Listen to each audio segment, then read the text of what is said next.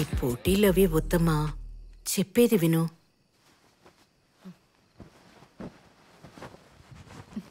నీ ఇష్టం వచ్చినట్టేడు, నా మాట ఎప్పుడు విన్నావని. అయినా ఆడపిల్లకి ఇంత అహంకారం ఉండకూడదు. అందరూ అక్కడ ప్రాక్టీస్ చేస్తుంటే నువ్వు ఎక్కడే పీక్తున్నావు? లేదురా, మ్యాచ్లో నేను ఓడిపోతానేమో అని భయంగా ఉంది. ఫీల్ అవుకో, నువ్వు ఖచ్చితంగా గెలుస్తావు. ఎలా చెప్తున్నావు? షార్పట చూసావా? చూశాను. అందులో రంగయ్య ఎవరి దగ్గర ట్రైనింగ్ తీసుకున్న ఎవరు గెలవాలా? చివరికి దిక్కులు చూసిన సమరానే గెలిచాడు. వెంకటేష్ గురు సినిమాలో చిన్నప్పటి నుంచే ట్రైనింగ్ తీసుకున్న వాళ్ళ అక్కని దాటి టీవీలో మ్యాచ్లను చూసి దాని చెల్లె గెలిచింది. ఇంకోటి చెప్పనా, తమ్ముడిలో బాక్సింగే జీవితం అనుకున్న అన్న క్యారెక్టర్ కన్నా చివరి దాకా దిక్కులు చూసిన మన పవర్ స్టారే కప్పు కొడతాడు. దీనిలో నీతేంటి? మ్యాచ్ లో గెలవడానికి దిక్కులు చూస్తే చాలు. నువ్వు బాగా దిక్కులు చూస్తున్నావుగా.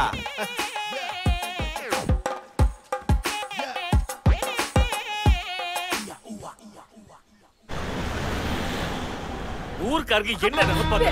சொந்த காரியம் கிட்ட என்ன பதில் சொல்றது? கேட்க மாட்டாங்க. ஏன் வண்டியில பதில் அப்பா, எனக்கு கல்யாணம் வேணும்பா, ப்ளீஸ் பா. அப்பா ப்ளீஸ் பா. எந்த காரியம்? என் பொண்ணு வீட்டை விட்டு வந்து 2 மாசம் ஆச்சு. அவளுக்கு என்ன ஆச்சு? அவ எங்க போனான்னு தெரியாம அவ அம்மா வீட்டுல படுத்த படுக்கையா கிடக்கா. நீ ஒரு கோச் தானையா? நீயாவது வீட்டுக்கு இன்ஃபார்ம் பண்ணிருக்கலாம்ல. இவ்வளவு நாள் என் பொண்ணை பத்திரமா பாத்துக்கிட்டதுக்கு இத பிடி. வண்டியை விடுறா. ப்ளீஸ் பா, இது என்னோட ட்ரீம் பா. ఆ అమ్మాయి కుస్తీలో మెడల్ కొట్టాలని ఎన్నో కలలు కంది. ఇష్టం లేకుండా వాళ్ళ నాన్న తనకి పెళ్లి ఫిక్స్ చేశారు. అది తప్పించుకుందామనే తను ఇక్కడికి వచ్చి జాయిన్ అయింది. పాపం. బాయ్స్ అండ్ గర్ల్స్, ఈ పార్టీ అరేంజ్ చేసింది ఎందుకో చెప్పనా? కేవలం 15 రోజుల ట్రైనింగ్ తీసుకొని ఒకడు పెద్ద పోటీకి తయారయ్యాడు. అతను ఇంకెవరో కాదు, మన వీరానే. అతని సక్సెస్ కోసమే ఈ పార్టీ. నువ్వు మ్యాచ్ గెలిచిన తర్వాత ఆ సక్సెస్ ని ఎవరికి డెడికేట్ చేస్తావు? మీకే కోచ్. నో నో, నీ వైఫ్ కే డెడికేట్ చేయాలి నువ్వు. రేయ్, గెలిచినప్పుడు కదరా డెడికేట్ చేయాలి. ఓడిపోయే మ్యాచ్ కి ఎందుకు గోలా? రేయ్, ఎక్కడికి? మెక్కడానికే. వస్తావా? కోచ్, వైఫ్ అండ్ వైఫ్ గురించే మాట్లాడుతున్నారు. మీ వైఫ్ చనిపోయి చాలా కాలం అయింది, ఇంకా ఆవిడ గురించే తలుచుకుంటున్నారా? రోజులు గడిచే కొద్దీ తన జ్ఞాపకాలతోనే బతుకుతున్నాను. తాగుతూ మృగంలా తిరుగుతున్న నన్ను మనిషిలా మార్చింది తనే. తన నాన్నకి నన్ను పరిచయం చేసి కుస్తీ నేర్పించమంది. ఒకరోజు పెళ్లి కూడా చేసుకుంది. అంతా తన ఇష్టమే. పిల్లలు లేకుండా కూడా ఉండొచ్చు, కానీ వయసు అయిపోయాక భార్య లేకుండా ఒంటరిగా బతకలేం. మీ మధ్య అసలు గొడవలు రాలేదా? నేను నీకు అక్కర్లేదు, నువ్వు నాకు అక్కర్లేదు అనుకున్న వాళ్ళ మధ్య అస్సలు గొడవలు రావు. నేను నీకు ఎంత ముఖ్యమో, నువ్వు నాకు ఎంత ముఖ్యమో అనుకునే వాళ్ళ మధ్యే గొడవలు వస్తాయి. దాన్నే మొగుడు పిల్లల గొడవ అంటారు. మేము గొడవ పడని రోజంటూ ఉండదు. తిట్టుకుంటాం, కొట్టుకుంటాం. నీ పెళ్ళాం మెడలో తాళి కట్టిన క్షణం నుంచి నీ కుటుంబం అనే సామ్రాజ్యానికి తన మకుటంలోని మహారాణి అవుతుంది. తన మాటే శాసనం. దానికి అనుకూలంగా నడుచుకోవడమే మొగుడు పని. ఈ రహస్యాన్ని అర్థం చేసుకుంటే కుటుంబంలో ఏ సమస్య రాదు. మీరొకరు కోచ్. చాలా ఇళ్లలో పెళ్ళాం చెప్పిన దానికి మొగుడు తలాడించిన గొడవలు వస్తానే ఉన్నాయి. ఒకళ్ళనొకళ్ళు అర్థం చేసుకునే ప్రయత్నంలో పెళ్ళైన మొదటి 10-15 సంవత్సరాలు ఇలాంటి చిన్న చిన్న గొడవలు ఉంటాయి. 15 సంవత్సరాలా? ఆ తర్వాత సర్దుకుపోతాయా? వెంటనే సర్దుకోవు. అప్పుడప్పుడు ఇంటికి వచ్చిపోయే చుట్టాల్లాగా అప్పుడప్పుడు ఇంకో 7-8 సంవత్సరాలకి గిల్లి కచ్చాలుంటాయి. అప్పుడైనా సర్దుకుపోతాయా లేదా? ఆ తర్వాత ఇద్దరికి వయసు 50-60 పైబడుతుంది. గొడవ పడ్డానికి ఇద్దరి ఒంట్లో శక్తి ఉండదబ్బా. ఆ క్షణం నుంచి మొదలవుతుంది ప్రశాంతమైన జీవితం.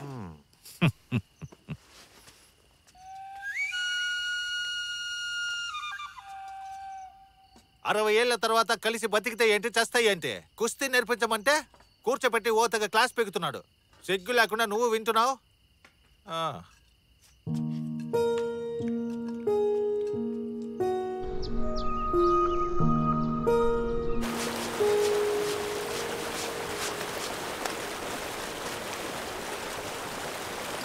అతయ్య, మామయ్యలేడా? బయటికి వెళ్ళారు. ఇప్పుడు వచ్చేస్తారు, కూర్చో.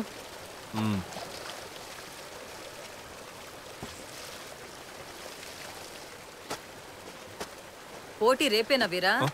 అవునత్తయ్య, రేపే. ట్రైనింగ్ బాగా జరిగిందా? అదెందుకు అడుగుతావులే అత్తయ్య, దోవల తీర్చేశాడు. చాలు చాలని మొత్తుకున్న కోచ్ వదలలేదు. హెవీ వర్కౌట్, చేతులు కళ్ళు బాగా పట్టేసే అత్తయ్య. నువ్వెంత ట్రైనింగ్ తీసుకున్నా తనని గెలవడం కుదరదు. అలాంటప్పుడు ఎందుకు కష్టపడ్డాం? స్ట్రైట్గా మ్యాచ్గా వెళ్ళిపోవచ్చు కదా. ఏందత్తయ్య, నేను ఓడిపోతానని ఫిక్స్ అయిపోయావా? నువ్వు ఎప్పుడైతే నీ పెళ్లంతో పోటీ పడాలనుకున్నావో అప్పుడే ఓడిపోయావు. మీ మావయ్య బుద్ధి తక్కువ పనిచేస్తుంటే ఆయన మాట విని నువ్వు తప్పు చేస్తే ఎలా? ప్రపంచంలో ఏ మొగుడైనా తన పెళ్లంతోనే పోటీ పడాలనుకుంటాడా? మీ మగాళ్ల దృష్టిలో ఆడదంటే నోరు మూసుకుని మీరు చెప్పిన దానికల్లా గంగిరెద్దులా తలాడిస్తూనే ఉండాలి కదా. నాకు తెలియక అడుగుతాను, ఆడద లేకుండా మీరు బతకగలరా? చచ్చే వరకు ఆడదాని మీదే ఆధారపడతారుగా. పెళ్ళయ్యే వరకు అమ్మ అనే ఆడది, పెళ్ళైన తర్వాత పెళ్ళం అనే మరో ఆడది. నువ్వు అడగొచ్చు, ఆడాళ్ళు మగాళ్ల సాయం లేకుండా బతకగలరా అని. ఎంతో మంది ఆడాళ్ళు మగాడి సాయం లేకుండా ఒంటరిగానే పిల్లల్ని పెంచి పెద్ద చేశారు. కానీ మగాళ్ళు వెంటనే ఇంకో పెళ్లి చేసుకుంటారు. అడిగితే మా కోసం కాదు పిల్లల కోసం అంటారు. ఏ ఆడిపిల్లలేగా, పెంచలేడా? పెంచడు. ఎందుకంటే ఆడికి పెంచడం చేత కాదు. అసలు పెళ్ళెందుకు కనిపెట్టారో తెలుసా?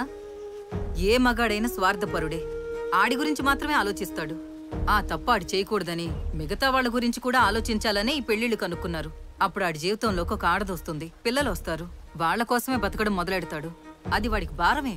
కానీ ఆ భారాన్ని కూడా మొయ్యలేకపోతే వాడి బతుక్కో అర్థమే లేదయ్యా. నీకో విషయం చెప్పనా? నీ పెళ్ళం ఒక రెజ్లర్ అని మనం పెళ్లి చూపులకి వెళ్ళిన రోజే నాకు తెలుసు.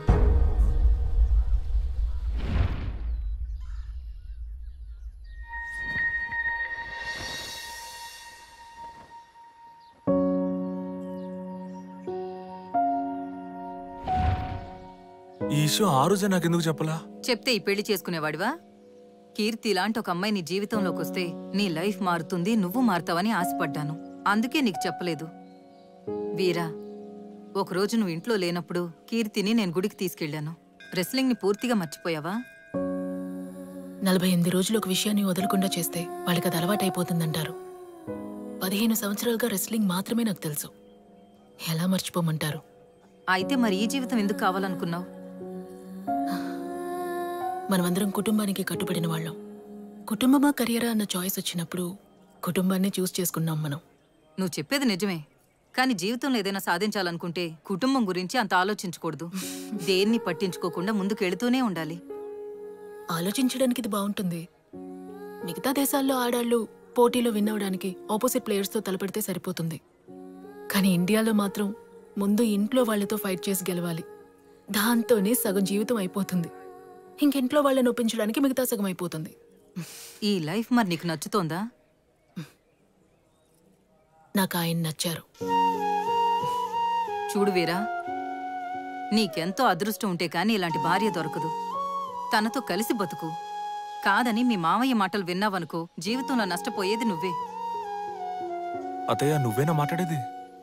నేనేం చదువుకున్నాననుకుంటున్నావు? 4వ తరగతేగా. BA in English literature. అబద్ధాలాడే మా బాబు మీ మామయ్య కట్టబెట్టాడు. రేపేగా మ్యాచ్. చూసుకుందాం, కేరళనా ఏపీయా? సరే మాట్లాడదాం, ఉంటానా? అల్లుడు ఎప్పుడొచ్చావు? ఇప్పుడే వచ్చాను మామయ్య. కాఫీ ఏమైనా వచ్చిందా? వద్దు మామయ్య, నేను బయలుదేరతా. ఏంటి అల్లుడు కాఫీ ఇవ్వకుండా ఏం చేస్తున్నావే? మాట్లాడుతున్నాను. నువ్వు పెద్ద మాట్లాడుతున్నావు. పోయి కాఫీ తీసుకురాపా. 2 కాఫీ ఫుల్ స్ట్రాంగ్, 1 మీ 1 అల్లుడు. అల్లుడు కాఫీ ఫుల్ షుగర్, నా కాఫీ నో షుగర్. అర్థమైందా? పోయి తీసురా. అర్థమైనట్టు తలాడించేసి లోనకెళ్ళి షుగర్ కూటించేయకు. అసలే షుగర్ పొగలనంత ఉంది. ఏట్రా గొట్టం.